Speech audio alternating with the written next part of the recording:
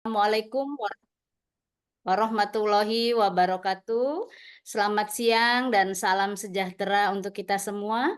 Alhamdulillah di siang hari yang mungkin dirasa ini agak redup, kita bisa bertemu lagi pada kegiatan komunitas belajar pengawas brilian. Namun peserta tidak menutup kemungkinan dari Bapak Ibu guru, kepala sekolah, bahkan pengawas yang berada di Kabupaten Bogor juga yang berada di luar Kabupaten Bogor. Alhamdulillah puji syukur kita panjatkan kepada Allah Subhanahu wa taala. Pada kesempatan hari ini kita akan membahas nih satu tema yang sedikit agak menggelitik begitu Bapak Ibu ya, karena memang ini memang menjadi kebiasaan, menjadi tugas utama dari seorang guru yaitu dalam asesmen dan pembelajaran. Baik Bapak Ibu, pada kesempatan hari ini nanti kita akan ditemani sebagai narasumber kita yang akan mengulik dari awal sampai akhir kegiatan hari ini yaitu dengan Ibu Dwi Mulya Widianti MPD. Alhamdulillah peserta bertambah terus ya. Semoga semakin siang semakin ramai kegiatannya. Bapak Ibu, untuk kegiatan asesmen pembelajaran pada siang hari ini kita lakukan dalam 2 sesi. Sesi pertama di hari ini, kemudian nanti sesi keduanya akan berlanjut tentang asesmen di Sabtu yang akan datang dengan narasumber yang berbeda. Baik, sebagai pembuka acara Bapak Ibu ya, asesmen dan pembelajaran adalah dua konsep yang saling berkaitan Bapak Ibu.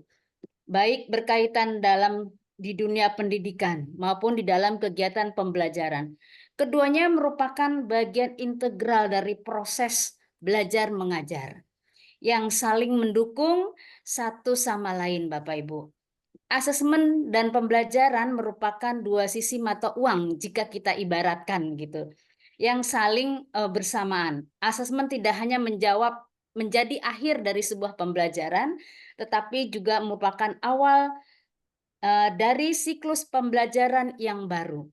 Nah, kemudian hasil asesmen akan memberikan informasi yang berharga tentunya Bapak Ibu ya untuk merancang pembelajaran yang lebih efektif dan efisien.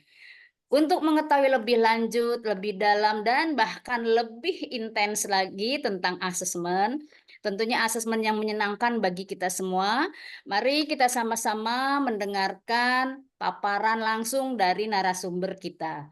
Namun sebelum narasumber memberikan materi, menyampaikan materi, alangkah baiknya kami perkenalkan dulu Bapak Ibu. Narasumber kita bernama Ibu Dwi Mulya Widianti SPD MPD. Beliau adalah pengawas SMP Dinas Pendidikan Kabupaten Bogor. Beliau juga pernah menjadi guru penggerak angkatan ke-7, begitu Bu Dwi ya? Iya, betul. Baik, untuk lebih lengkapnya lagi, mari sama-sama kita dengarkan. Namun sebelumnya mari kita membaca surat Bismillah untuk mengawali acara pada siang hari ini. Untuk Ibu Dwi selaku narasumber, Bismillahirrahmanirrahim. kami persilakan. Oke, baik.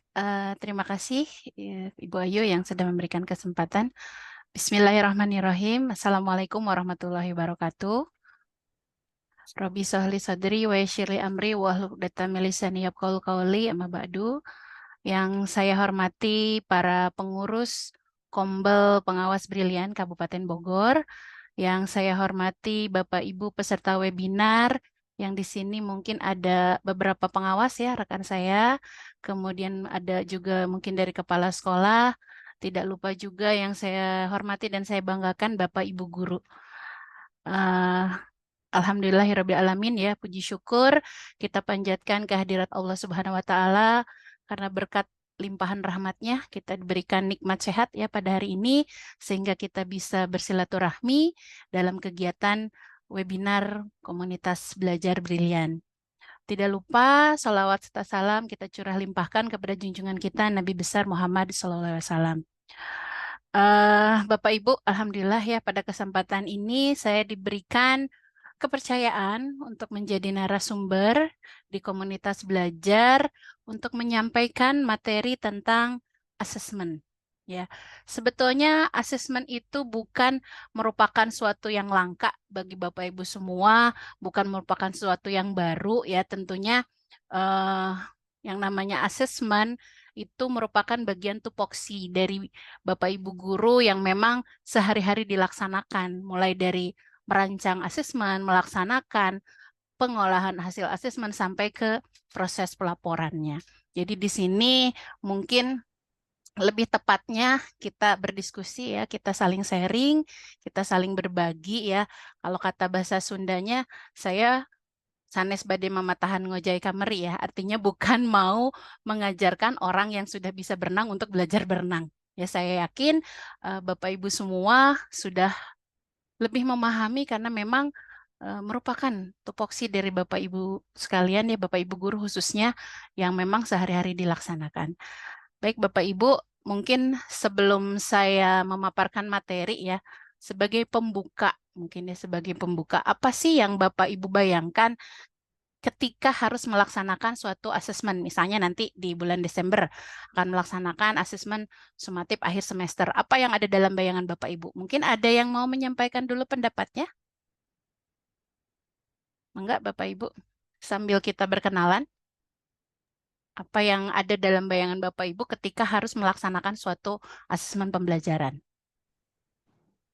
Ada yang mau menyampaikan pendapatnya? Mangga silakan langsung atau boleh di kolom chat.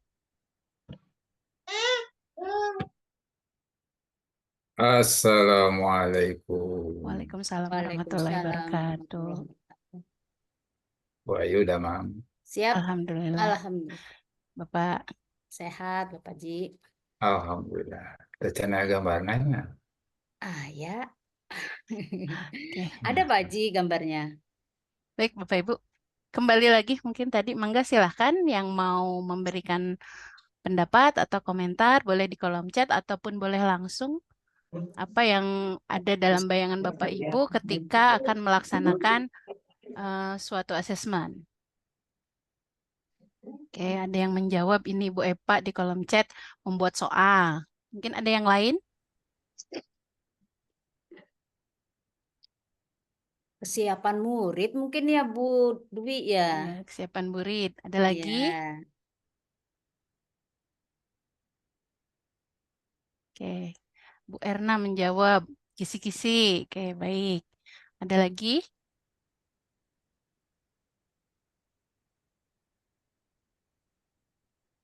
Oke, kita tunggu dulu sebentar. Sebenarnya mungkin banyak jawabannya Bu Dwi ya. Iya, Mungkin karena ini betul dadakan sekali. ditanya, jadi sedikit agak Ya kan gugup untuk sebetulnya kan menjawabnya ya. apa asesmen ini sudah menjadi tupoksi ya bagian Iya, dari aktivitas yang memang kayaknya Bapak udah Ibu guru makanannya dilaksanakan, gitu udah ya, makanan sehari-hari sebetulnya ya. hari-hari. Oke, baik ya. Eh, Eh, Bu Sri Maimah menjawab ini mengukur pencapaian tujuan, mungkin tujuan pembelajaran ya yang dimaksud ya. Nah, baik Bapak Ibu, ini mungkin sudah bisa mewakili ya, ada 3 pendapat. Jadi kalau berbicara tentang asesmen, mau mengadakan suatu asesmen yang terbayang itu eh, membuat soal ya. Kemudian harus membuat kisi-kisi ya. Pokoknya kebayang deh ribetnya kalau misalnya mau ada asesmen sumatif akhir semester tuh harus mulai membuat kisi-kisi, membuat soal, kemudian juga mungkin harus nanti mengolah hasil dari asesmennya, kemudian sampai melaporkan, belum lagi terbayang kalau misalnya, wah hasilnya ternyata tidak seperti yang diharapkan, harus remedial dan lain sebagainya. Pasti itu yang ada di pikiran Bapak Ibu. Begitu juga mungkin dengan peserta didik ya, ketika mendengar kata asesmen, apalagi mendengarnya kata ulangan, apalagi ulangannya matematika gitu ya, Sudah ulangannya deg-degan ya Bu dadakan Dwi ya, ya. udah deg-degan duluan Iya. gitu kan ya. Gurunya Jadi juga harap-harap ya, cemas itu Bu Dwi. jadi Iya. seolah-olah asesmen itu menjadi sesuatu yang menakutkan, khususnya bagi peserta didik. Ya, baik Bapak Ibu, mungkin saya izin share screen ya. Ya, silakan Bu Dwi. Yang dapat Sudah muncul? Belum? Ya, muncul Bu Dwi, muncul. Muncul Ibu, silakan lanjut. Sebentar, saya coba. Oke, sudah ya. Oke, baik. Hari ini saya akan mencoba memaparkan materi tentang asesmen ya, asesmen yang menyenangkan ya, bagaimana asesmen bukan menjadi suatu momok yang menakutkan bagi peserta didik. Ya, oke, yang akan dibahas ya pada kesempatan ini akan kita diskusikan mulai dari konsep dan ragam asesmen itu sendiri ya, apa fungsi dari asesmen, konsepnya, prinsip asesmen seperti apa, lalu ragam asesmennya, kemudian asesmen yang menyenangkan itu seperti apa sih manfaatnya, bagaimana contohnya dan tip asesmen yang menyenangkan seperti apa ya. Lalu juga nanti diharapkan Bapak Ibu guru bisa memahami apa kaitan asesmen dan pembelajaran. Oke, baik ya. Ini mungkin pertanyaan di awal, apa sih itu sebenarnya asesmen? Ya tadi sebetulnya sudah dijawab Bu, kalau asesmen itu kaitannya nanti dengan membuat soal, dengan membuat kisi-kisi ya untuk melihat pencapaian suatu tujuan pembelajaran ya.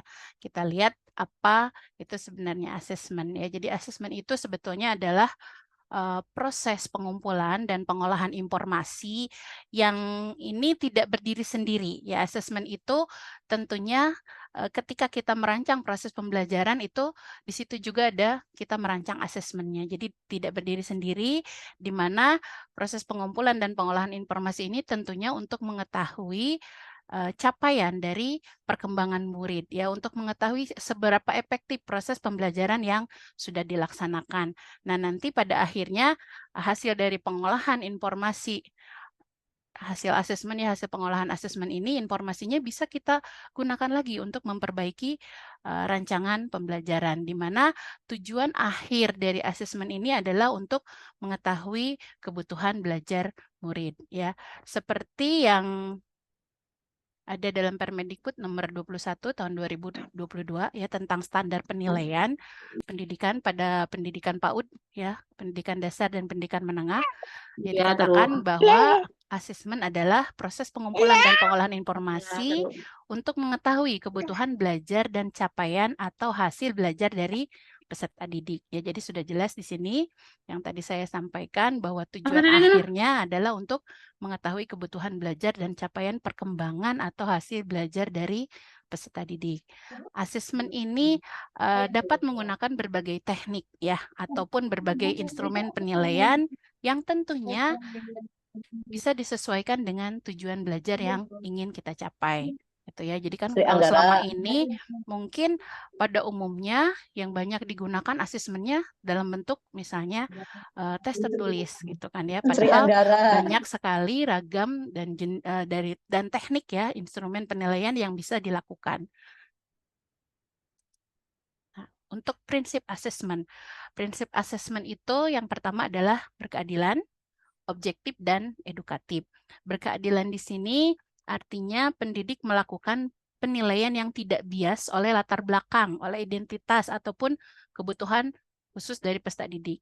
Ya, jadi tidak melihat latar belakangnya, misalnya yang ini anaknya guru, yang ini anaknya bapak camat gitu ya. Nanti diberikan penilaian yang berbeda, berarti kan itu asas berkeadilannya tidak ada di situ. Jadi betul-betul harus melakukan penilaian yang tidak bias ya oleh latar belakang, identitas ataupun kebutuhan khusus dari peserta didik. Kemudian yang kedua, prinsip dari asesmen itu adalah bersifat objektif. Ya, penilaiannya betul-betul didasarkan pada informasi faktual atau atas pencapaian, perkembangan atau hasil belajar yang didapatkan oleh peserta didik. Jadi betul-betul objektif apa yang dihasilkan oleh peserta didik.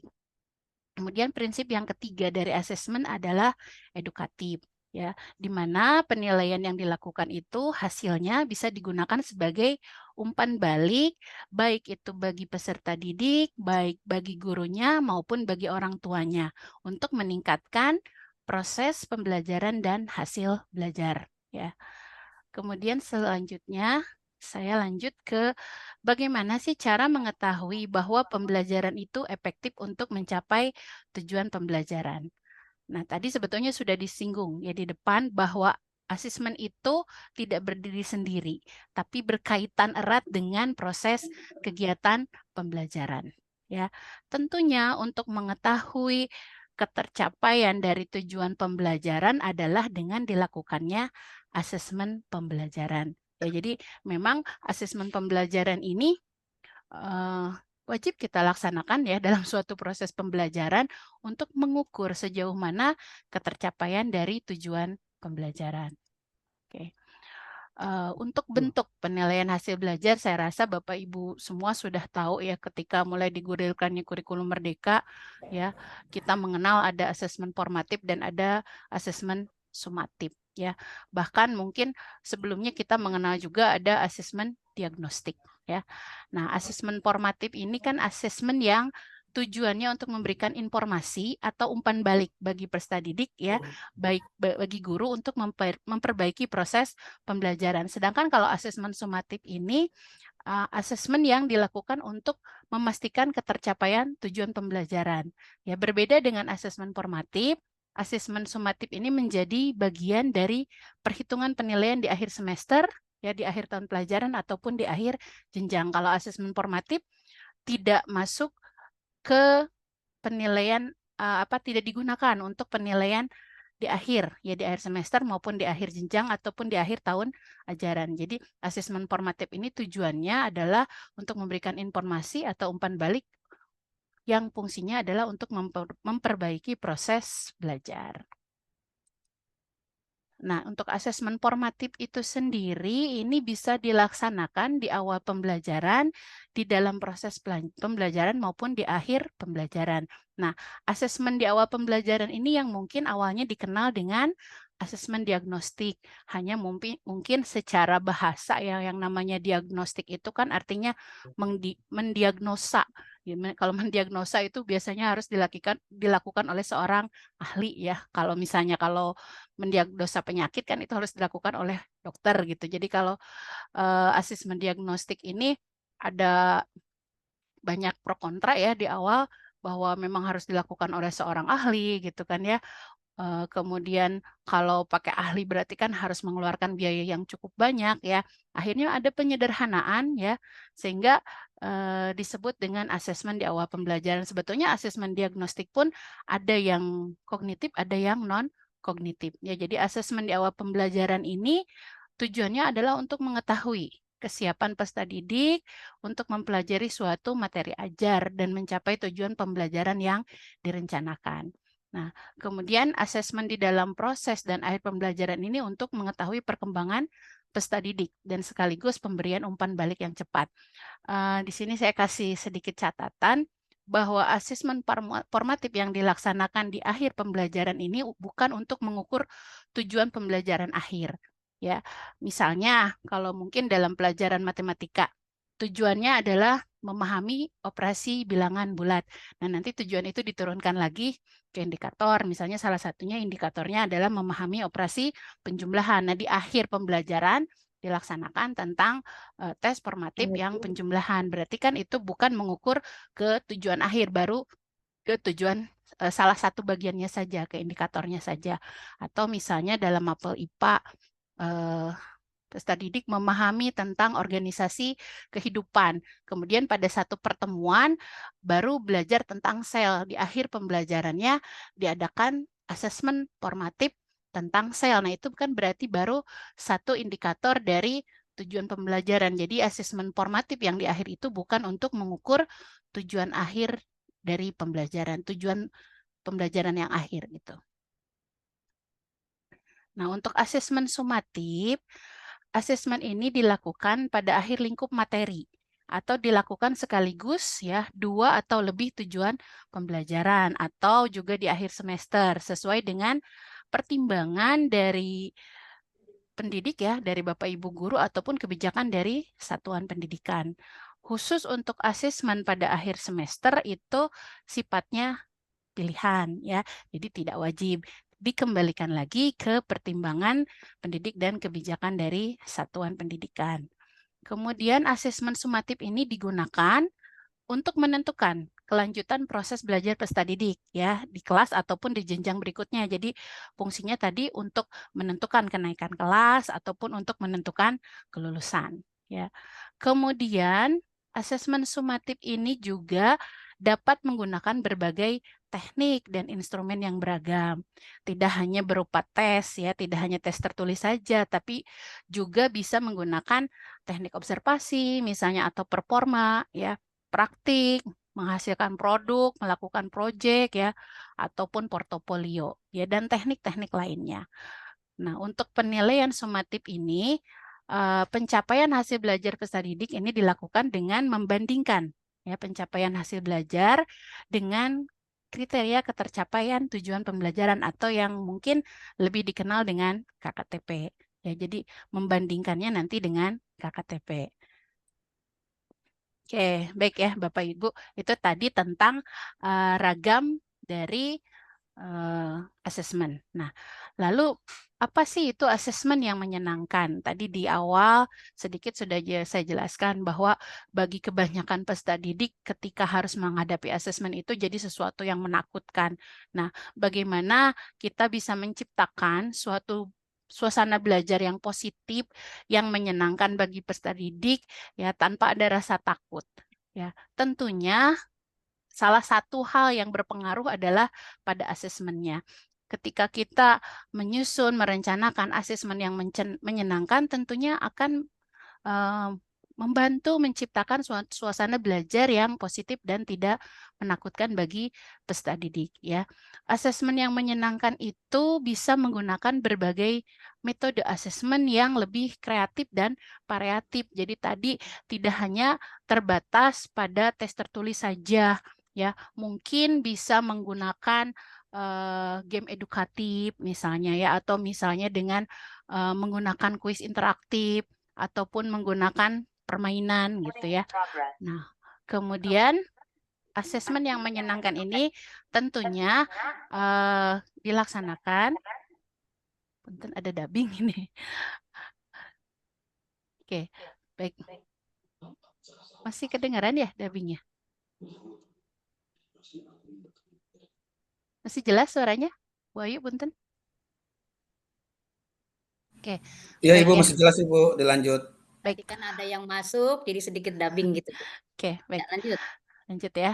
Jadi asesmen yang menyenangkan itu adalah asesmen yang memberikan umpan balik yang sifatnya konstruktif, membangun, dan memotivasi. Karena kan kebanyakan Bapak Ibu guru biasanya ketika sudah melaksanakan asesmen, ya sudah saja selesai begitu. Tidak memberikan umpan balik kepada peserta didik. Ya, sebaiknya berikan umpan balik yang sifatnya membangun dan memotivasi peserta didik. Kemudian asesmen yang menyenangkan itu adalah asesmen yang melibatkan peserta didik dalam proses asesmen. Selama ini kan kebanyakan kalau dalam bentuk tes tertulis, peserta didik itu terlibatnya secara pasif. Jadi hanya menerima soal saja dari gurunya lalu mengerjakan seperti itu. Tapi diharapkan dalam asesmen yang menyenangkan ini peserta didik betul-betul terlibat secara aktif dalam proses asesmen. Ya, bisa dilibatkan mulai dari perencanaan asesmen. Nanti kita lihat contohnya seperti apa. Baik, ya. Apa sih manfaat dari asesmen yang menyenangkan?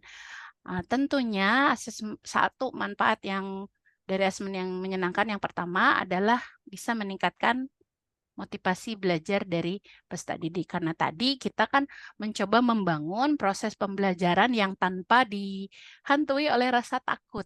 Ya, sehingga otomatis dapat meningkatkan motivasi belajar dari peserta didik. Yang kedua, dapat meningkatkan pemahaman peserta didik terhadap materi pembelajaran. Ya, asesmen yang menyenangkan juga ternyata bisa meningkatkan kemampuan berpikir kritis dan kreatif siswa. Ya, selain itu juga yang tidak kalah pentingnya, manfaat dari asesmen yang menyenangkan adalah membangun hubungan yang positif antara guru dan siswa. Ya, kenapa bisa membangun hubungan yang positif? Karena tadi ya, ketika kita merancang suatu pembelajaran tanpa siswa merasa ada rasa ketakutan, tentunya hubungan positif ya secara tidak langsung akan terbangun antara guru dan peserta didik. Ini di sebelah saya tampilkan suatu grafik ya yang mungkin sedikit menguatkan. Ini sumbernya dari jurnal Diadik ya, Jurnal Ilmiah Teknologi Pendidikan tahun 2021. Ada suatu penelitian di SMA 1 Pagar di mana mereka melakukan suatu eksperimen ya pada suatu kelas yang diberikan asesmennya dengan asesmen formatifnya berbasis aplikasi Quizzes ya. di mana terlihat dari grafik ini ada kelas eksperimen dan ada kelas kontrol. Ya, kalau dilihat pada kelas eksperimen ini ketika pretest dan posttest ternyata bisa dilihat hasilnya meningkat. Ya, cukup signifikan pada posttestnya dibandingkan pada kelas kontrol yang tidak diberikan perlakuan. Ya, ternyata nilai pretest ke posttestnya meningkat tapi hanya sedikit. Jadi lebih banyak peningkatan yang memang diberikan eksperimen ya berupa asesmen formatif berbasis aplikasi Quizzes. Jadi di sini terlihat jelas bahwa asesmen yang menyenangkan itu akan memiliki dampak dapat meningkatkan pemahaman siswa terhadap suatu materi pembelajaran, meningkatkan motivasi siswa ya, kemampuan berpikir kritis dan kreatif serta membangun hubungan yang positif antara guru dan peserta didik. Nah, contoh-contoh asesmen yang menyenangkan itu seperti apa? Ya, misalnya selain tadi tes tertulis ya, bisa dalam bentuk game edukasi. Game edukasi ini kan metode asesmen yang memanfaatkan elemen-elemen permainan dalam proses pelaksanaannya sehingga lebih menarik dan interaktif ya. Contohnya misalnya kalau yang sederhana sebetulnya sudah banyak yang dilakukan ya, misalnya dengan menggunakan ular tangga ya atau teka-teki silang ya. Kemudian mungkin kalau yang berhubungan dengan aplikasi menggunakan kuis interaktif ya, bisa juga game edukasi game edukatif itu dalam bentuk simulasi misalnya ya, simulasi pengelolaan keuangan, misalnya simulasi percobaan ilmiah gitu ya. Ataupun misalnya bermain peran, biasanya pada IPS sering ada sosiodrama ya, ataupun game-game yang berbasis proyek yang dilaksanakan secara berkelompok ya, dan contoh-contoh lainnya masih banyak sebetulnya untuk game edukatif. Kemudian bisa juga dengan melaksanakan proyek secara kelompok. Biasanya kalau asesmennya berbentuk proyek dalam kelompok ini, siswa akan lebih terlibat aktif. Nah, nanti pada saat perumusan untuk rubrik penilaiannya bisa melibatkan peserta didik. Ya, selain itu juga portofolio, kemudian teknik presentasi, misalnya siswa diberikan masalah ya, mungkin PBL nanti hasil dari penyelesaian masalahnya kemudian dipresentasikan. Kemudian bisa juga dalam kuis online interaktif, misalnya sekarang banyak sudah berkembang, misalnya menggunakan Quizzes ya, menggunakan Kahoot, ataupun misalnya menggunakan Classpoint. Nah, ini contoh-contoh asesmen yang bisa diterapkan di sekolah Bapak Ibu. Kemudian ini tip ya, bagaimana sih untuk membuat asesmen yang menyenangkan. Yang pertama, ya tip yang pertama tadi, libatkan siswa dalam perencanaan asesmen. Jadi nanti dalam menyusun rubriknya kita melibatkan peserta didik. Biasanya kan kita kalau menyusun asesmen itu ketika kita buat kisi-kisi ya, buat instrumen asesmennya, kemudian kita nyusun sendiri rubriknya ya. Tapi alangkah baiknya libatkan peserta didik dalam perencanaan asesmen ya, minimal tadi dalam menyusun rubriknya kita libatkan peserta didik ya. Lalu gunakan bahasa yang sederhana dan mudah dipahami. Wah Bu, kalau di SD kalau anak dilibatkan menyusun rubrik kayaknya akan memakan waktu yang lama. Misalnya ini kuncinya di sini, gunakan bahasa yang sederhana dan mudah dipahami.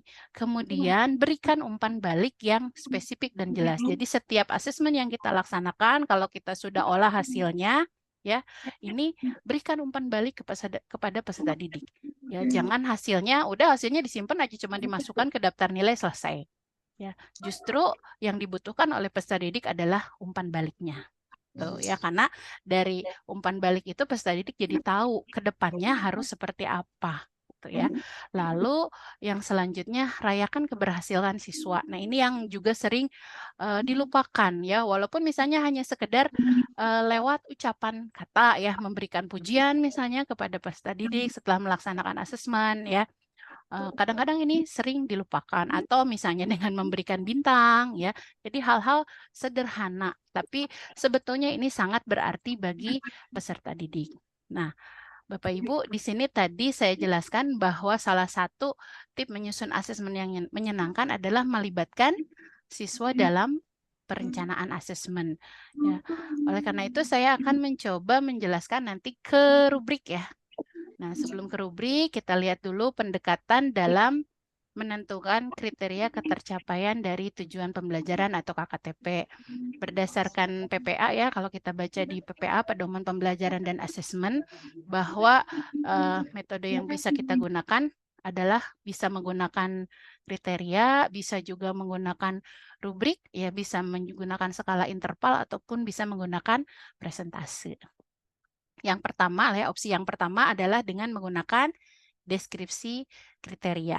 Ini contoh ya, tujuan pembelajarannya peserta didik mampu menulis laporan dari gagasan dan hasil pengamatan. Nah, ini karena kita menggunakan kriteria, kita tentukan dulu kriteria dari tujuan yang ingin kita capai apa saja. Ya, tadi ini karena kemampuan siswa menulis laporan dari gagasan, hasil pengamatan, kriterianya di sini dibuatkan yang pertama, laporan menunjukkan kemampuan penulisan teks eksplanasi dengan runtut, laporan menunjukkan hasil pengamatan yang jelas, menceritakan pengalaman yang jelas, lalu laporan menjelaskan hubungan kausalitas yang logis disertai dengan argumen yang logis sehingga dapat meyakinkan pembaca. Nah, nanti di sini ya ada belum tercapai dan tercapailah. Nanti kita tentukan di bawahnya. Ya, peserta didik itu dianggap mencapai tujuan pembelajaran jika minimal berapa kriteria yang tercapai. Di sini contohnya minimal 3 kriteria yang tercapai. Nah, ini kan pada contoh yang tercapai baru 2. Ya, pada contoh baru 2 kriteria yang tercapai, sehingga peserta didik ini masuk ke kategori yang belum mencapai tujuan pembelajaran. Nah, maka perlu dilakukan intervensi. Dari siapa? Dari Bapak Ibu Guru agar peserta didik dapat mencapai hasil pembelajaran dengan upaya perbaikan atau remedial. Nah, ini di sini. Makanya tadi harus ada umpan baliknya. Ya, karena justru yang diperlukan di sini. Tuh. Ya. Nah, nanti untuk menentukan minimal berapa kriterianya dikembalikan lagi ke satuan pendidikan masing-masing, ya, bagaimana kondisi di kelas Bapak Ibu, ya.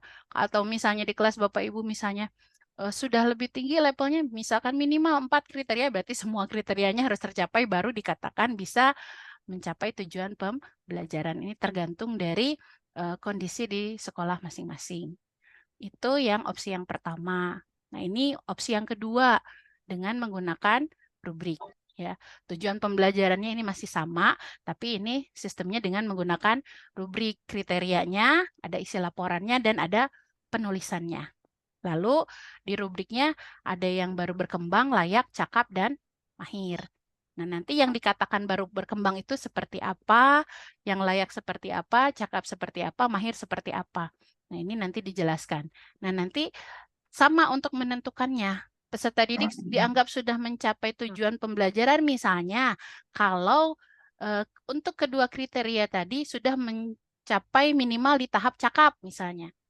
Ya, bisa jadi mungkin di sekolah Bapak Ibu di tahap mahir, atau mungkin ada di tahap layak, atau boleh juga misalnya satu kriteria untuk isi laporan di tahap cakap, untuk penulisannya misalnya di tahap mahir.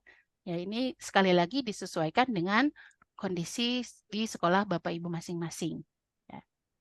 Nah, Ibu, gimana Bu itu cara membuat penjelasannya ya? Mungkin kalau memang di awal untuk menyusun Harusnya ya rubrik Kristia gitu ya. pasti ada kesulitan ya. Tapi nanti mungkin akan dibahas ini di pertemuan kalau kata Pak selanjutnya Depi, bagaimana. silakan gitu, enak ya gitu. Oke, baik. Ya ntar Ibu ini deh, Pak. Ini waktunya saya juga mikir. Oke, baik. Saya lanjut ya. Mohon maaf terhenti sebentar karena barusan ada suara double. Balik lagi ya tadi, kalau misalkan Bapak Ibu kesulitan, Bu, bagaimana cara membuat rubriknya? Ya, kita belum terbiasa, memang mungkin di awal ya kita akan ada kesulitan dulu. Ya, tapi kita bisa mulai dengan ATM. Ya, amati, tiru, lalu kita modifikasi gitu ya. Yang penting itu sesuaikan dengan tujuan pembelajaran. Tapi nanti mungkin di pertemuan selanjutnya dengan narasumber selanjutnya akan dibahas ya bagaimana menyusun rubrik dengan lebih mudah dengan memanfaatkan teknologi ya, dengan memanfaatkan AI ya nanti yang akan dijelaskan oleh narasumber selanjutnya. Baik, kemudian untuk opsi ketiga bisa dengan menggunakan skala ataupun interval nilai ya. tujuan pembelajarannya masih sama ya Bapak Ibu. Nah, ini ada skala, ada nilai, ada kriteria, mohon maaf. Kriterianya kita tentukan berapa kriteria. Misalnya ini kriterianya laporan menunjukkan kemampuan penulisan teks eksplanasi dengan runtut, menunjukkan hasil pengamatan yang jelas, laporan menceritakan pengalaman secara jelas ya. Ini sama dengan yang tadi kriterianya. Yang pertama, lalu skalanya belum muncul pada bagian pembuka, isi, dan penutup. Berarti ini belum muncul sama sekali, dikasih skor 1. Muncul pada salah satu unsur, misalnya ada di pembukaan saja, ini skornya 2. Muncul pada 2 unsur, ya skornya 3. Muncul pada 3 unsur 4. Misalnya muncul pada pembuka, isi, dan penutup, serta menambahkan rekomendasi. Ini skornya 5. Ya. Nah, nanti di tahap mana ya sama tadi menentukannya.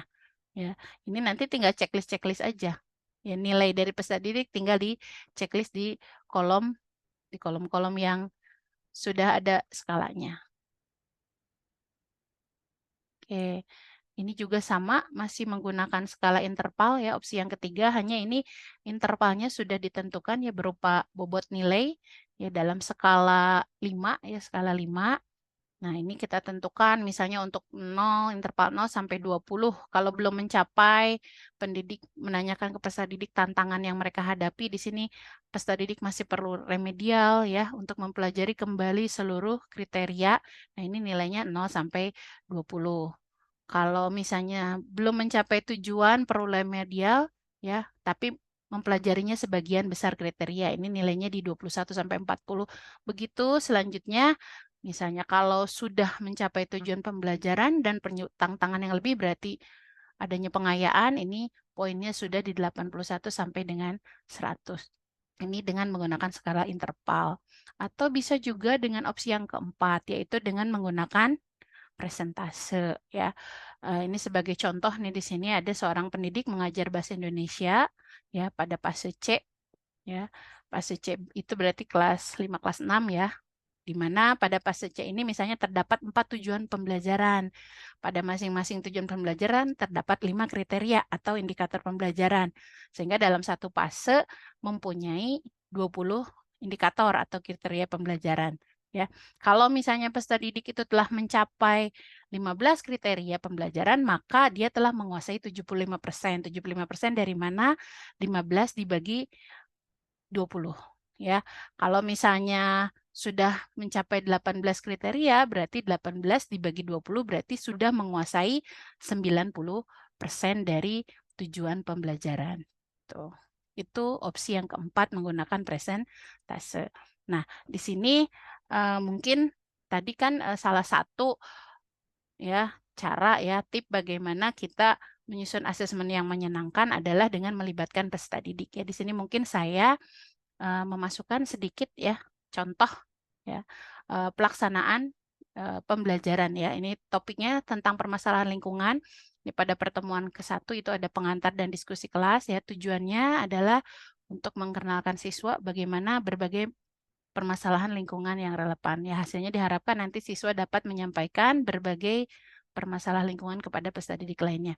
Nah, langkah pembelajarannya nanti di kelas seperti biasa ya, mulai dari pendahuluan dulu ya, pembukaan dan lain sebagainya. Nanti siswa dibagi dalam kelompok ya, nanti masing-masing kelompok menyimak 3 topik tentang permasalahan lingkungan yang sudah disiapkan, lalu membuat resumenya ya, lalu mereka berdiskusi dalam kelompok, lalu menyepakati apa yang akan disampaikan kepada teman-teman lain. Nanti di akhirnya adalah presentasi ya. Untuk presentasi nanti media yang digunakan boleh dalam berbagai jenis, bisa dalam bentuk flyer, bisa PPT, bisa gambar, infografis, mungkin dalam bentuk video dan lain sebagainya. Jadi di kelas ya, ini belajarnya sudah berkelompok. Saya sudah menyiapkan materi dalam bentuk scan barcode. Jadi nanti mereka sudah tinggal menycan ya barcode ini, di mana setiap barcode ini berisi tentang topik permasalahan lingkungan. Nah, nanti mereka memilih salah satu dari topik tersebut untuk dibahas. Tapi sebelum masuk ke asesmennya nanti di mana mereka harus melakukan presentasi, kita ajak dulu ya, libatkan dulu peserta didik untuk merumuskan rubriknya. Ya, rubrik penilaiannya seperti apa. Nah, ini saya langsung ke rubriknya ya. Ini rubrik penilaian presentasi topik permasalahan lingkungan.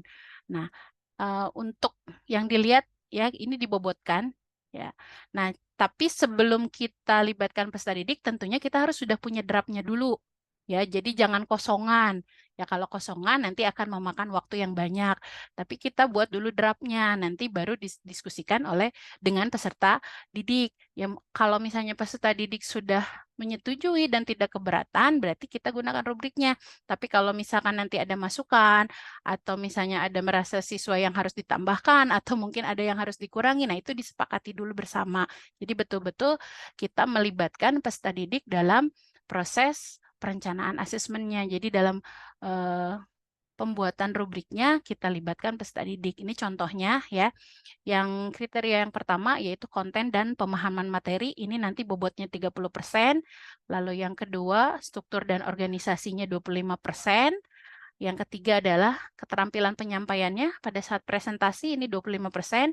Yang keempat adalah visual dan media pendukungnya. Ini dibobotkannya 20%. Nah, untuk pembobotan juga sama. Nanti kita kembalikan lagi ke peserta didik, disetujui atau tidak. Ya, untuk yang pertama, ya indikator yang pertama, kriterianya yang dinilai ada kedalaman materi dan ada pemahaman topik. Di sini saya menyusunnya menggunakan rubrik. Ya, pemula, berkembang, cakap, dan mahir. Nah, kita jelaskan masing-masing untuk setiap kriteria. Kemudian yang untuk struktur organisasi kriterianya hanya satu, yaitu alur presentasi ya, sama ada pemula, berkembang, cakap, dan mahir. Kalau cakap itu alur presentasinya sudah jelas dan sudah mengalir gitu ya. Kalau masih pemula misalnya alurnya tidak jelas dan tidak mengalir dan seterusnya.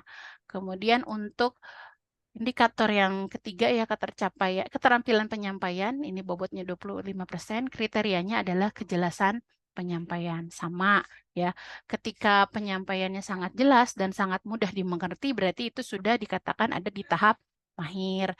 Tapi kalau penyampaiannya jelas ya dan mudah dimengerti, ini baru di tahap cakap. Kalau penyampaiannya cukup jelas tetapi masih ada bagian yang sulit dimengerti, berarti baru dikatakan berada di tahap berkembang. Tuh ya. Dan seterusnya. Kemudian untuk indikator yang keempat yaitu visual dan media pendukung. Ini bobotnya 20%. Kriterianya ada penggunaan media dan keselarasan visual dan materi. Ya, sama ada pemula, berkembang, cakap, dan mahir. Ini nanti bisa disesuaikan dengan kondisi di sekolah Bapak Ibu masing-masing. Begitu juga dengan pembobotannya. Nah, nanti kalau sudah disetujui oleh peserta didik, nah baru kita gunakan rubrik itu. Jadi betul-betul peserta didik itu tahu apa yang dinilai, kriteria apa saja yang dinilai ya. Mereka sudah tahu, bahkan mungkin nanti mereka akan bisa menilai diri sendiri dulu. Ya setelah mereka menyelesaikan tugasnya, mereka bisa melakukan penilaian. Oh, sepertinya misalnya untuk indikator keterampilan penyampaian, saya baru ada di tahap ini, misalnya, atau untuk visual dan media pendukung, saya ada di tahap ini, atau bisa juga nanti penilaian antar teman. Ya, jadi bisa juga karena mereka memang mengetahui rubriknya. Itu. Baik. Nah, kalau dirangkum, ya, sehingga kriteria ketercapaian tujuan pembelajaran untuk materi yang tadi ya, kriterianya tadi ada kedalaman materi, pemahaman topik, alur presentasi, ya, kejelasan penyampaian, penggunaan media dan keselarasan visual dengan materi ya yang disampaikan. Nah, ini tadi dalam bentuk rubrik ya. Ini rangkumannya yang tadi. Nah, nanti untuk KKTP-nya di tahap mana? Peserta didik ya untuk setiap kriteria ini dikatakan sudah mencapai tujuan pembelajaran. Misalnya untuk 3 kriteria ini, kedalaman materi, pemahaman topik, alur presentasi, dikatakan mencapai kriteria ketercapaian tujuan pembelajaran jika ada di posisi tahap berkembang. Makanya ini dikasih warna berbeda ya. Warnanya bukan putih. Ya di sini warnanya agak sedikit coklat. Ya, nah ini di sini ditentukan. Boleh tidak kalau misalkan sekolah saya menentukannya di tahap cakap? Enggak, silahkan dikembalikan lagi tadi disesuaikan dengan kondisi sekolah masing-masing. Ya, oke. Kemudian, nah nanti rubrik penilaian presentasinya berarti seperti ini. Ya, ada nama kelompok, kedalaman materinya nanti ini bisa dirubah dalam bentuk skor nantinya ya. Kalau skor 1 pemula, 2 berkembang, cakap, mahir, 3 cakap, ya 4 itu mahir. Nah, nanti tinggal masukkan aja skornya. Misalnya kelompok 1 kedalaman materinya misalnya 3, pemahaman topiknya misalnya 4, kejelasan penyampaiannya misalnya 3, ya dan seterusnya. Jadi tinggal kita masukkan ke dalam rubrik penilaian presentasinya. Nah, lalu bagaimana cara mengolah dan melaporkan hasil asesmen? Ya, tadi kan asesmen itu pengolahan ya, informasi sampai ke pengolahan informasi. Berarti kan bukan hanya merencanakan, melaksanakan, tapi juga mengolah dan melaporkan. Ya, jadi bagaimana cara mengolah dan melaporkan hasil asesmen.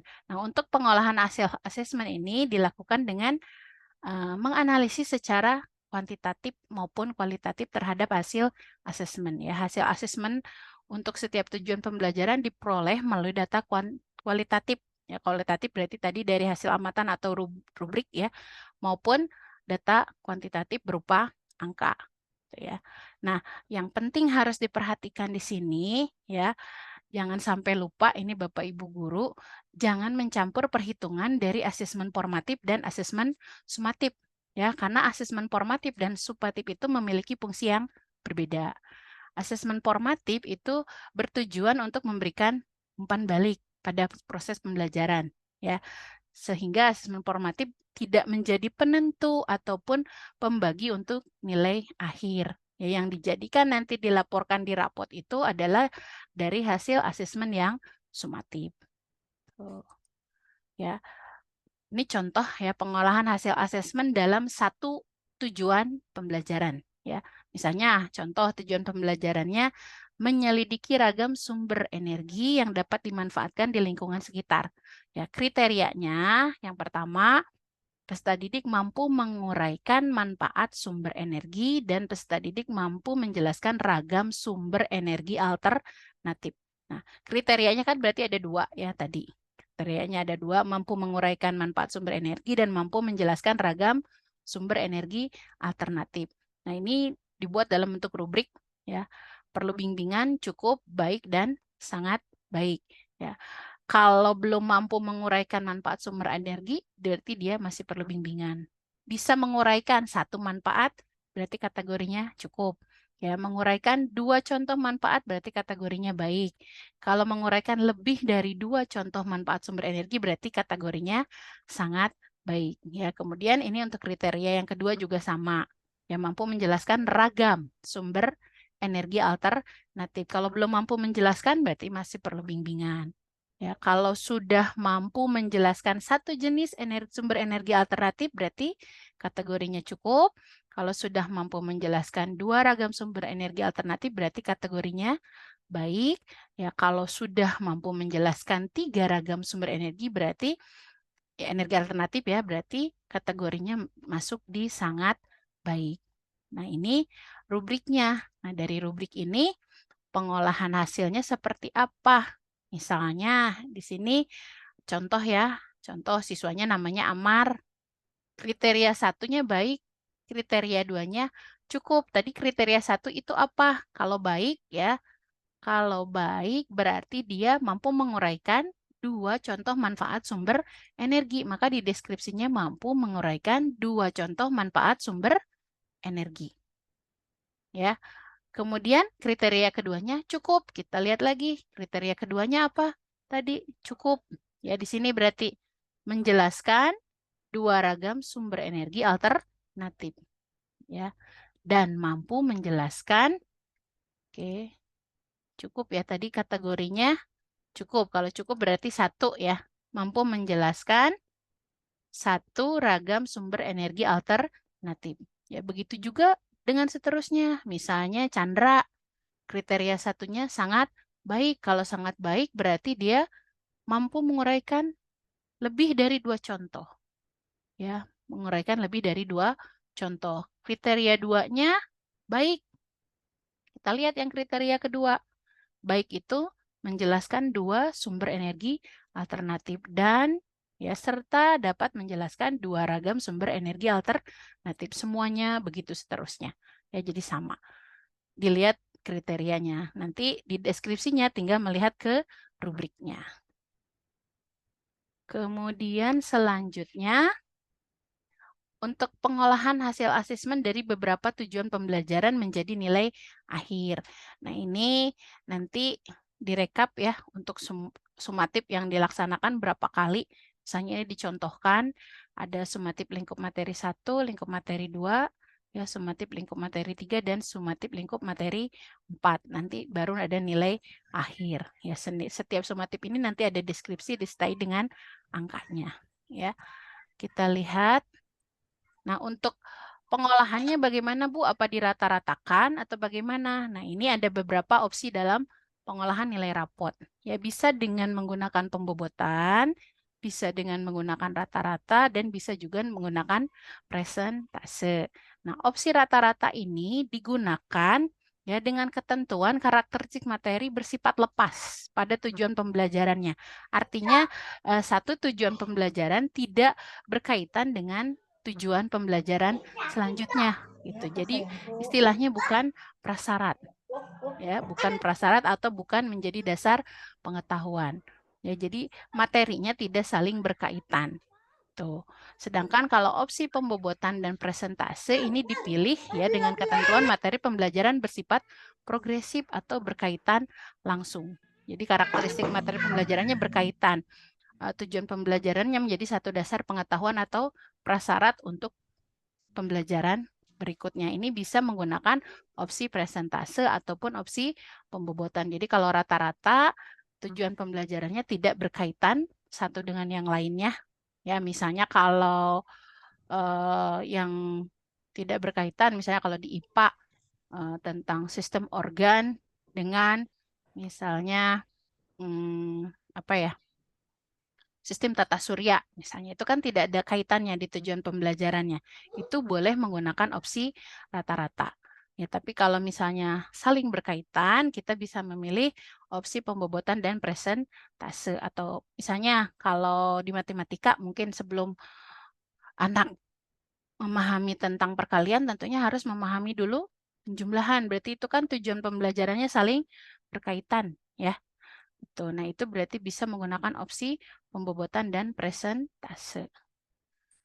Nah, lalu pelaporan hasil belajarnya seperti apa? Ya, sebetulnya kalau pelaporan hasil belajar seperti biasa ya, dalam bentuk rapot ya. Bapak Ibu sudah tahu ya, pelaporan hasil penilaian atau asesmen dituangkan dalam bentuk laporan kemajuan belajar ya, dalam bentuk laporan hasil belajar atau rapot. Ya, laporan hasil belajar ini paling sedikit memuat informasi mengenai pencapaian hasil belajar peserta didik. Ya, kemudian satuan pendidikan perlu melaporkan hasil belajar dalam bentuk rapot tadi. Ya, ini sudah Bapak Ibu sudah tahu semua yang sekarang dalam bentuk e-rapot ya. Kemudian laporan hasil belajar ini hendaknya bersifat sederhana dan informatif. Ya, berarti menyajikan informasi yang betul-betul simple. Ya, ini komponen minimal pada rapot pendidikan. Saya tidak bahas yang PAUD mungkin ya, SD, SMP ini sama ya. Di rapot pendidikan ya, itu di rapot peserta didik minimal ada identitasnya, lalu ada nama satuan pendidikan, kelas semesternya kelas berapa, kemudian ada mata pelajarannya, nilai, deskripsi ya, catatan pendidik, presensi, dan kegiatan ekstrakurikuler juga masuk di situ. Nah, ini kita tahu ya, seperti ini contoh laporan pendidikannya, jadi sederhana sekali. Ya, ada identitas, ya, identitas peserta didiknya, sekolahnya, alamatnya, kelas, semester, tahun pelajarannya, lalu di sini ada mata pelajarannya, nilai akhir, lalu ada capaian kompetensinya, ya, ada ekskul juga, ya, kemudian ada catatan pendidik, juga ada catatan ketidakhadiran. Oke, baik, Bapak Ibu, apa yang bisa saya simpulkan bahwa asesmen yang menyenangkan itu sangat penting untuk meningkatkan motivasi belajar siswa ya. Jadi siswa itu ketika mau belajar matematika misalnya, karena selama ini matematika ya yang sering jadi ditakuti oleh peserta didik ya, apalagi kalau mendengar mau ulangan gitu kan ya. Jadi asesmen yang menyenangkan ini sangat penting untuk meningkatkan motivasi belajar siswa. Tidak ada lagi, mudah-mudahan kalau kita menerapkan asesmen yang menyenangkan, tidak ada lagi peserta didik yang merasa ketakutan dalam proses pembelajaran ya. Lalu ada banyak cara ya untuk membuat asesmen itu menjadi lebih menarik, lebih interaktif ya. Untuk itu marilah kita sama-sama menciptakan lingkungan belajar yang menyenangkan dan bermakna bagi peserta didik. Mungkin itu Bapak Ibu yang bisa saya paparkan, yang bisa saya sampaikan. Untuk selanjutnya mungkin kita lebih ke diskusi, kita lebih sharing sama-sama. Saya yakin Bapak Ibu guru semua lebih banyak tahu ya tentang asesmen karena Bapak Ibu memang kesehariannya ya menjadi bagian tugas tupoksi dari Bapak Ibu dalam melaksanakan tugas sehari-hari ya, dalam melaksanakan proses pembelajaran karena tadi asesmen tidak berdiri sendiri, tapi asesmen sangat terkait, berkaitan erat dengan proses pembelajaran. Makanya pedomannya pun yang dikeluarkan oleh kementerian dalam satu buku ya, pedoman pembelajaran dan asesmen. Karena memang asesmen ini tidak lepas dari proses pembelajaran. Ya, mungkin itu yang dapat saya sampaikan. Mangga saya kembalikan kepada Ibu Ayu. Siap. Subhanallah ya, materi sudah tersampaikan. Mudah-mudahan Bapak Ibu guru, kepala sekolah dan kita juga pengawas makin banyak pencerahan gitu ya. Banyak pencerahan, bisa menciptakan asesmen yang menyenangkan. Kemudian modelnya pun sudah banyak contohnya ya Bu Dwi ya. Betul sekali Banyak Ibu. contohnya, tinggal kita sebagai seorang pendidik mau pilih yang mana nih? Dari mulai proses perancangan sampai kita kepada pelaporan ke orang tua murid sudah tersusun gitu ya, sudah tertata dan terdokumentasikan. Sehingga manakala dibutuhkan atau dipertanyakan keakuratannya, maka itu bisa kita tunjukkan sebagai bukti fisik dari proses asesmen Bapak Ibu guru kepada siswa yang dilaporkan kepada orang tua gitu Bu Dwi ya. Iya, Subhanallah ya. Baik Bu Dwi, terima kasih atas pencerahannya. Kita masih ada waktu kurang lebih 25 menit. Kita sharing, diskusi. Kita lihat barangkali ada yang ingin ditanyakan. Kita di ini dulu ya Bu Dwi ya, di chatnya dulu. Sepertinya ada yang bertanya ini Bu Dwi. Dari sebentar. Oh Ibu Tati Rahayu Bu Dwi. Ini beliau menanyakan gimana sih trik smart yang dapat dilakukan guru gitu ya dalam menggabungkan asesmen formatif berkelanjutan dengan aktivitas pembelajaran yang menyenangkan untuk mendukung pembelajaran yang lebih baik. Nah, mohon pencerahan ini Bu Dwi supaya kita selaku pendidik bisa mengetahui seperti apa langkah kita. Mangga Bu Dwi? Langsung? Ya enggak? Langsung saja. Satu-satu dulu gitu ya Bu Dwi ya. Oke, baik, Mangga. Oke. Bu Tati ya, ini menanyakan bagaimana trik smart yang dapat dilakukan oleh guru ya cara menggabungkan asesmen formatif berkelanjutan dengan aktivitas pembelajaran yang menyenangkan. Ya tadi sebetulnya sudah sedikit dibahas ya tadi contoh yang saya paparkan sebetulnya itu mengintegrasikan asesmen di dalam pembelajaran ya. Jadi pada saat asesmen itu tadi salah satu triknya kita dalam merancang asesmen kita melibatkan peserta didik ya sehingga nanti pada itu nyambung ke proses pembelajaran. Tadi kan di sana ada proses asesmen lalu anak ada presentasi ya di situ ada asesmennya itu sebetulnya salah satu contoh menggabungkan asesmen formatif dengan aktivitas pembelajaran. Jadi sebetulnya itu asesmennya yang tadi saya contohkan itu terjadi di dalam proses pembelajaran. Karena kan tadi ada tahap-tahap tuh di pembelajarannya sampai ke anak tersebut mempresentasikan. Nah itu sebetulnya salah satu contoh yang bisa dilakukan untuk menggabungkan asesmen formatif dengan aktivitas pembelajaran ataupun misalnya ketika kita menyusun asesmen dengan game edukatif. Nah, itu juga sama bisa kita gabungkan asesmen formatif tersebut dengan aktivitas pembelajaran yang menyenangkan di dalam kelas itu.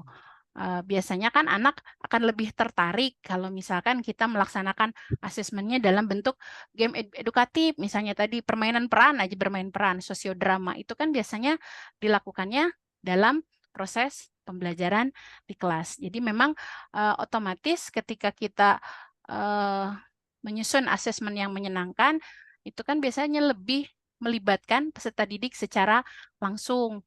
Misalnya kita menggunakan kuisis, ya, misalnya menggunakan kuisis. Nah, itu kan dilakukannya di tahap-tahap pembelajaran. Bisa misalnya di akhir pembelajaran ataupun bisa ketika kita ingin mengetahui sejauh mana sih pemahaman peserta didik sebelum masuk ke materi selanjutnya, mungkin bisa juga di pas pretest di awalnya itu.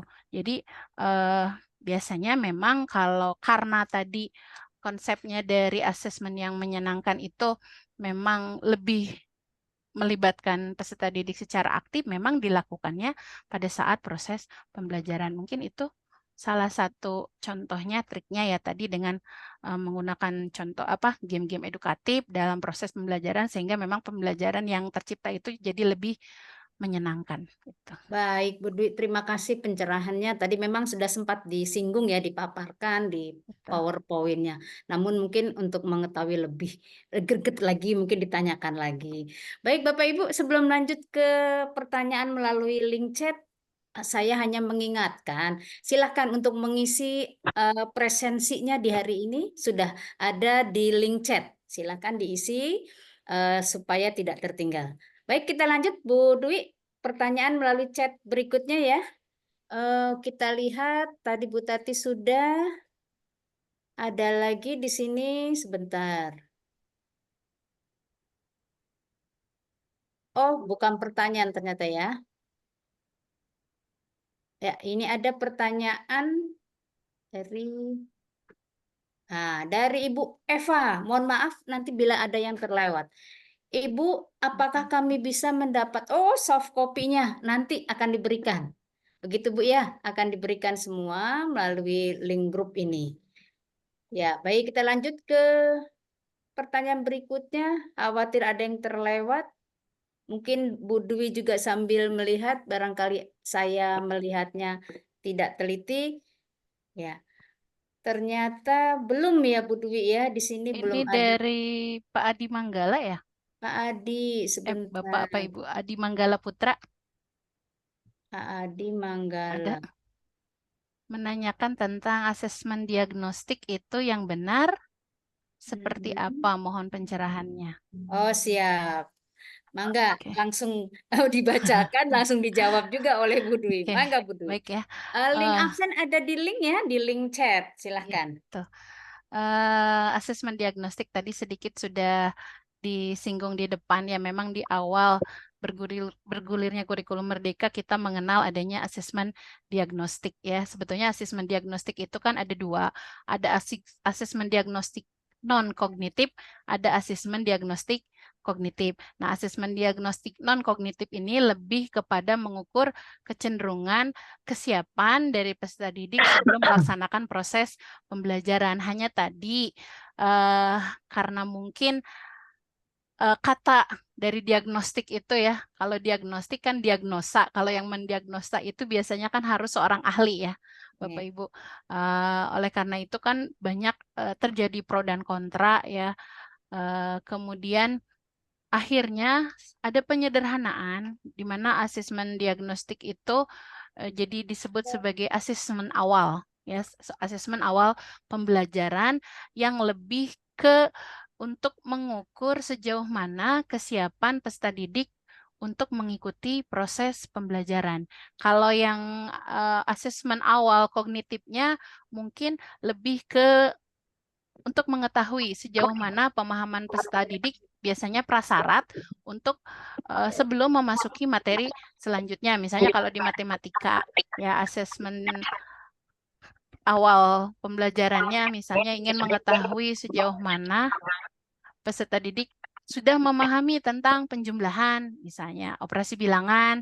Nah, itu biasanya dilakukan asesmen diagnostik di awal. Ataupun misalnya bahasa Indonesia ya di tingkat sekolah dasar, misalnya untuk mengetahui kemampuan siswanya itu sudah lancar membaca atau belum. Itu bisa juga dilakukan asesmen diagnostik di awal pembelajaran, misalnya untuk siswa kelas rendah ya, kelas 1 ataupun kelas 2 SD.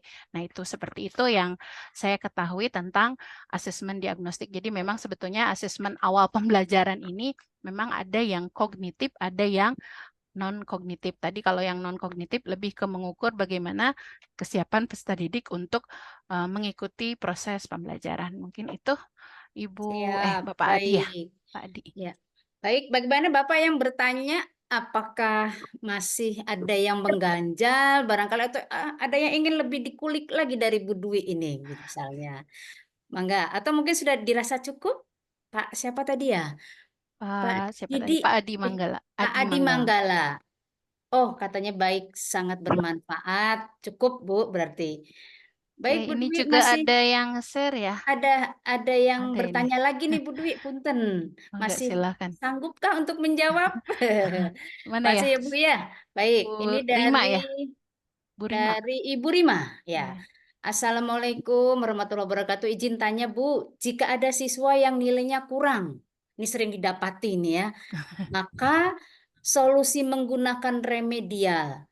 Nah, jika pun sudah melakukan remedial, ini sudah diremedial, ternyata mungkin hasilnya tidak baik. Betul. Lalu melakukan remedial nilai yang siswa perolehan tersebut masih di bawah KKTP, kira-kira bagaimana solusinya? Sudah diremedial, ternyata nilainya masih di bawah KKTP, gitu ya. Kira-kira bagaimana solusinya dan langkah yang perlu dilakukan oleh seorang pendidik terhadap tentunya siswa tersebut gitu Bu. Sehingga Oke, siswa juga tidak merasa tertekan ya Bu ya, betul. karena di remedial gitu oleh Ya, guru. Mangga kadang-kadang Bu. suka Eh, ditemukan ya kasus seperti itu, sudah remedial betul. masih begitu aja, Sering jadinya sering sepertinya gurunya ya. jadi bingung juga Jadi ini harus bingung gimana ya, lagi. Nah, anaknya ini tertekan ya gitu betul ya. sekali Bu Ayu. Iya, baik. Jadi di awal tadi sebenarnya sudah sedikit saya singgung bahwa inilah perlunya umpan balik dari suatu proses asesmen. Jadi Siap. ketika Bapak Ibu sudah melakukan asesmen, tidak hanya terbatas hanya pada saat merancang asesmen lalu melaksanakan asesmen, mengolah hasil asesmen sudah berhenti di situ saja, tapi justru kita harus Evaluasi ya. mengevaluasi dan memberikan umpan balik kepada peserta didik hasil dari asesmennya. Nah, jika mendapati memang hasil asesmen dari peserta didik masih di bawah KKTP, nah apa yang harus dilakukan? Tentunya kita tidak langsung, misalnya kalau dalam bentuk tes, ketika nilainya kecil langsung tes lagi, dikasih lagi remedial dalam bentuk soal tanpa diinformasikan terlebih dahulu mana saja yang belum mereka pahami. Tentunya harus ada treatmentnya dulu. Ya, tentunya harus ada treatmentnya dulu sebelum memang memberikan remedial. Nah, kita analisis dulu, misalnya dari hasilnya itu berapa persen yang belum dipahaminya? Apakah semuanya belum dipahami? Kalau semuanya belum dipahami, berarti kan khusus untuk siswa tersebut kita harus melakukan pembelajaran ulang. Tingkat Oke. kesulitan Ya, materinya, soal ya Bu ya, yang betul. Kan harus harus kita. ada treatment. Kita Ya, harus ada betul. treatment pembelajaran ulang khusus untuk siswa tersebut. Kalau misalnya pemahaman di situ dilihat dari hasil analisisnya ternyata 50% memahami, mungkin bisa dengan tutor sebaya misalnya gitu ya. Jadi ada treatment dulu sebelum kita melaksanakan proses remedial. Tentunya nggak begitu langsung diketahui ketika nilainya di bawah masih di bawah KKTP, belum mencapai KKTP, langsung remedial pada saat itu juga tanpa siswanya pun diinformasikan terlebih dahulu gitu. Nah, ini rata-rata kalau seperti itu ya kadang-kadang guru kan begitu. Minggu sebelumnya misalnya ada asesmen, minggu berikutnya langsung hasil tanpa diumumkan dulu langsung remedial. Nah, ini yang biasanya menyebabkan hasil dari siswa asesmen berikutnya setelah remedial masih begitu saja. Nah, nanti Ya. kalau misalkan ternyata sudah dilakukan treatment, ya sudah dilakukan treatment, sudah melakukan pembelajaran ulang, lalu remedial ternyata masih begitu juga, kan kita bisa mengurangi mungkin tingkat ya, kesukaran ya. ya tingkat dari asesmen yang kita berikan. Yang penting tadi tujuannya sama, ya tujuan Ya. pembelajarannya sama.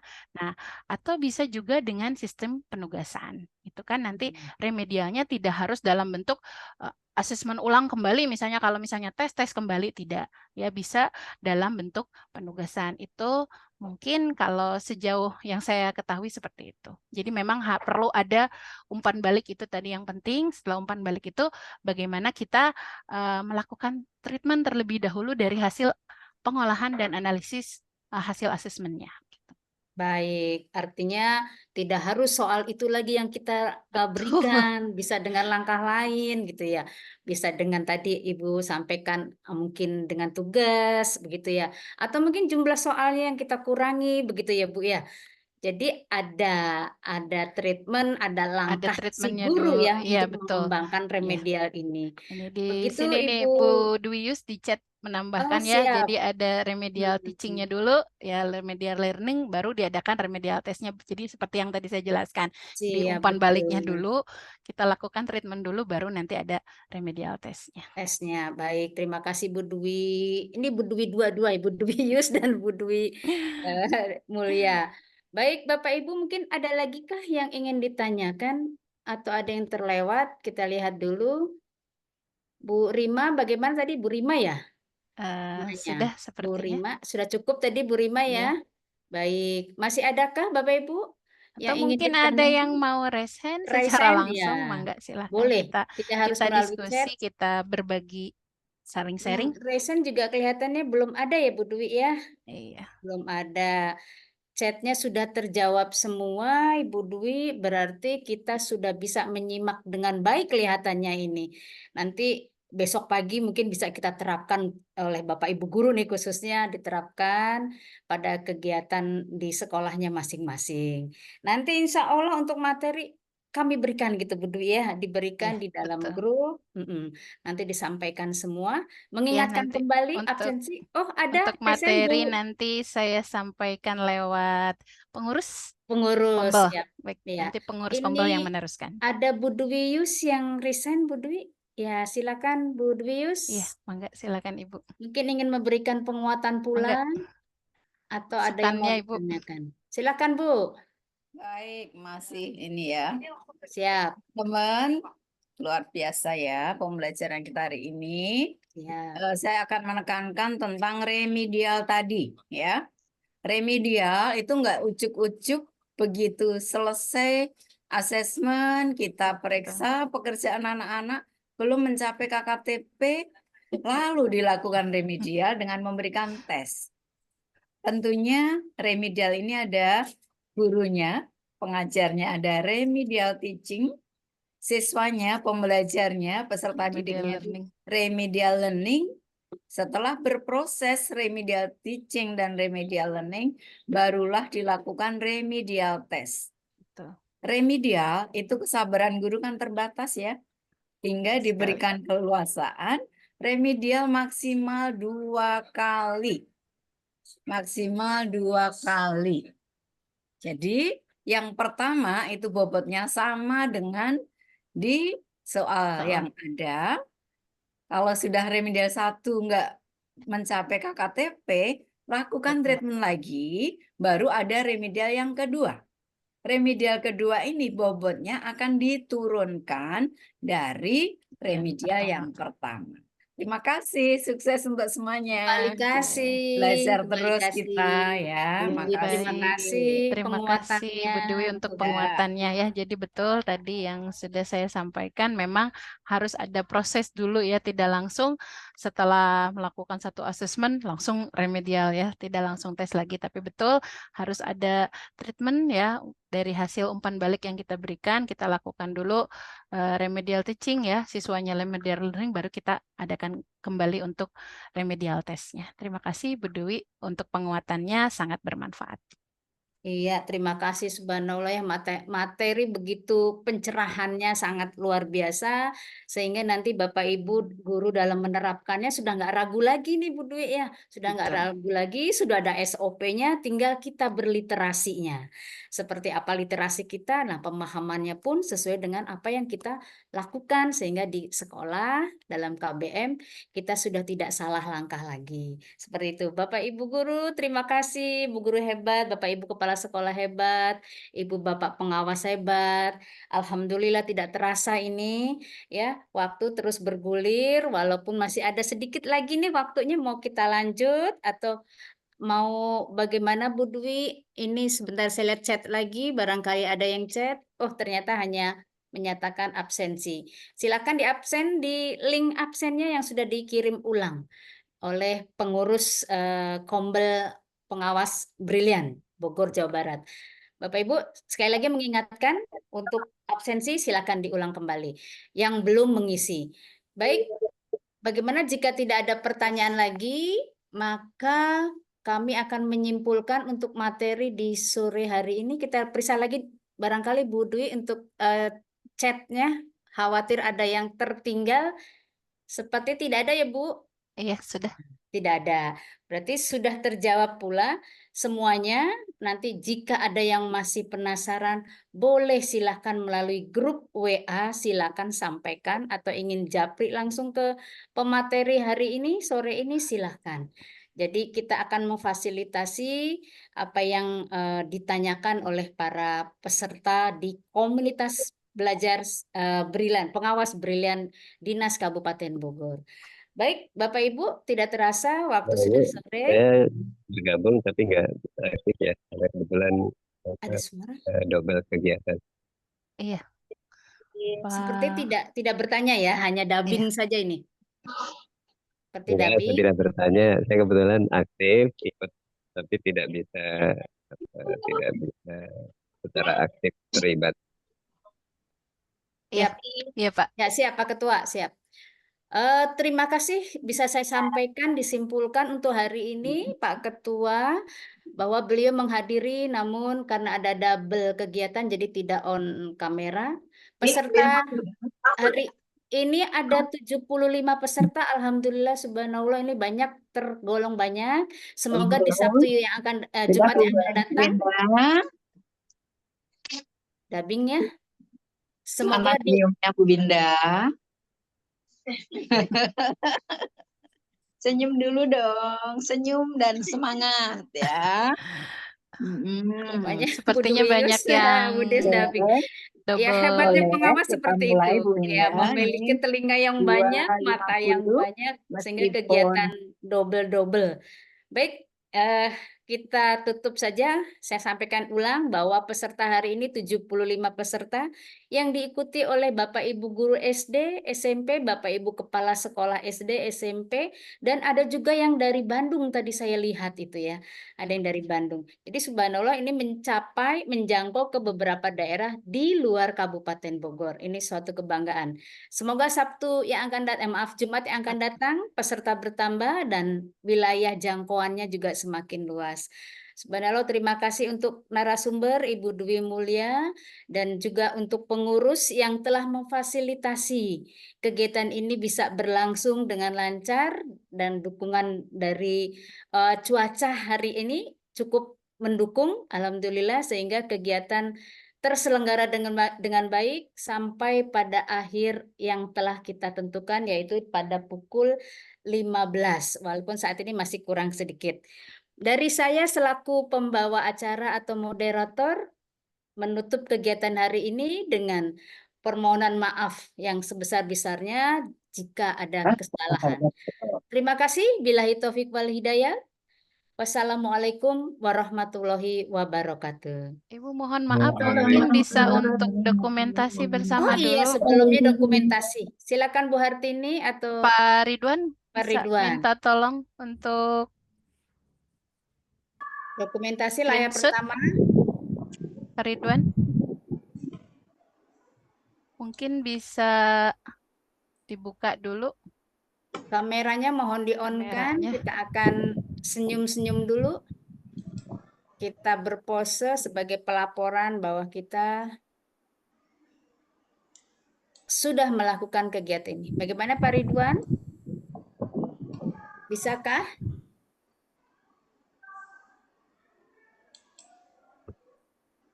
Pak Ridwan? Sudah belum Pak Ridwan? Sepertinya tidak bisa. Ya, silakan Pak Ridwan didokumentasikan terlebih dahulu. Atau mungkin sama Bu Yoyo? Di apa nih di